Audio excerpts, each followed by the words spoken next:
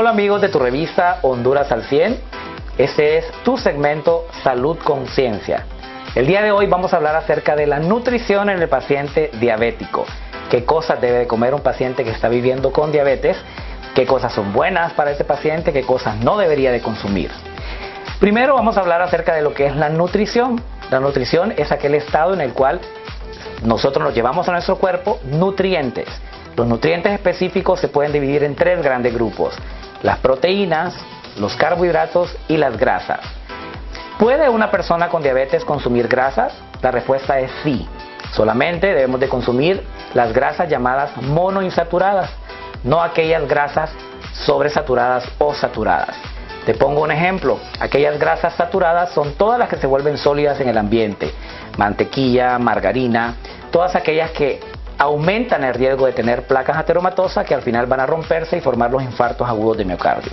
Entonces, ¿cuáles son las grasas que debe de consumir de forma adecuada un paciente con diabetes? Todas aquellas que son oleicas, todos los aceites, aceite de oliva, aceite de canola, aceite de mazola, todas aquellas grasas derivadas de las semillas son sumamente protectoras. Yo, en lo personal, estoy totalmente en desacuerdo con aquellas dietas que quitan la grasa de su alimentación, ya que las grasas son parte fundamental para la formación de hormonas dentro de tu cuerpo. Todas las hormonas del cuerpo necesitan ese tipo de grasas para poderse metabolizar en el hígado y en otros órganos vitales. Por ende, una dieta adecuada en un paciente con diabetes debe de tener grasas.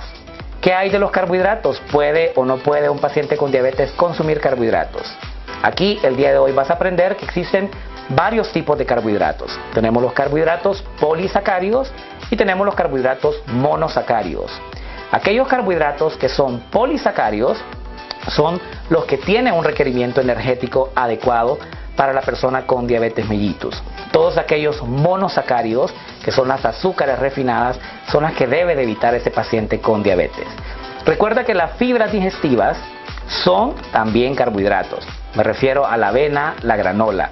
Esos son también carbohidratos. Sin embargo, entran dentro del grupo de carbohidratos polisacáridos, o sea que son carbohidratos que tienen un efecto beneficioso para los pacientes que tienen diabetes mellitus.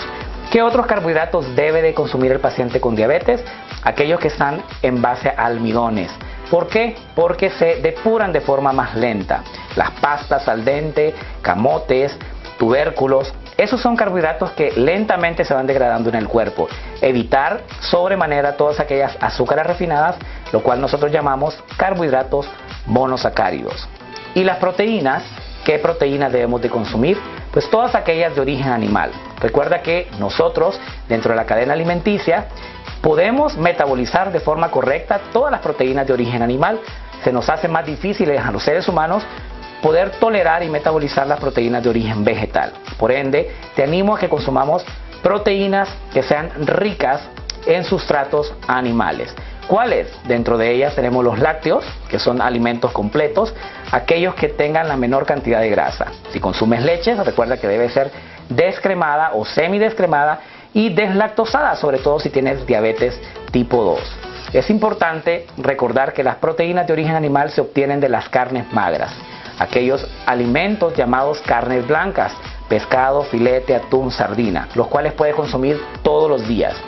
¿Puede un paciente con diabetes consumir huevos? La respuesta es sí. Recuerda que la cantidad de colesterol que existe en el huevo, que aparte es un colesterol que no pasa esa barrera arterial que forma la placa ateromatosa, de hecho tiene proteínas que son esenciales para la formación de más músculo en el cuerpo. ¿Cuál es la recomendación de alimentación a un paciente diabético? 2 a 3 huevos si el paciente es mujer, o 2 huevos si el paciente es hombre.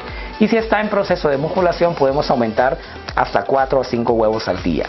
¿Qué hay de los aceites oleicos? Es importante que un paciente con diabetes consuma una cantidad adecuada de oligoelementos, los cuales obtenemos de todo lo que son los vegetales y las frutas. ¿Puede un paciente con diabetes consumir frutas? La respuesta es sí, siempre y cuando sean frutas carnosas, que estén dentro de aquellos alimentos que nosotros llamamos fibras. ¿Cuáles? Pues todos los cítricos se encuentran dentro de esa rama, la papaya y todos aquellos que tienen una concha delgada. Esa es la forma para poder identificar cuáles son las frutas carnosas.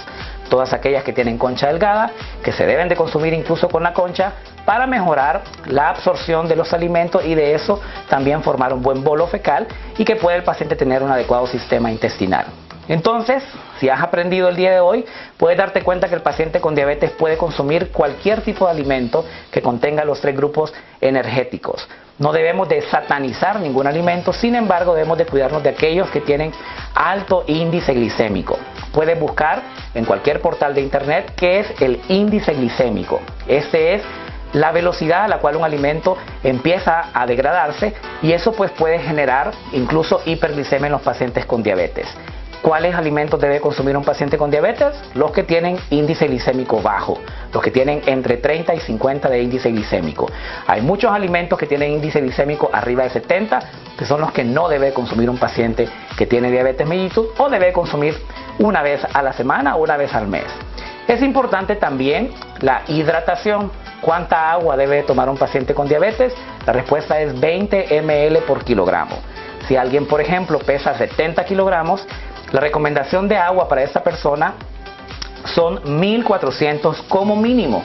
Es importante que la hidratación sea efectiva, que no tenga ningún tipo de electrolitos asociados si el paciente no tiene ninguna condición de deshidratación. ¿Qué te quiero decir con eso?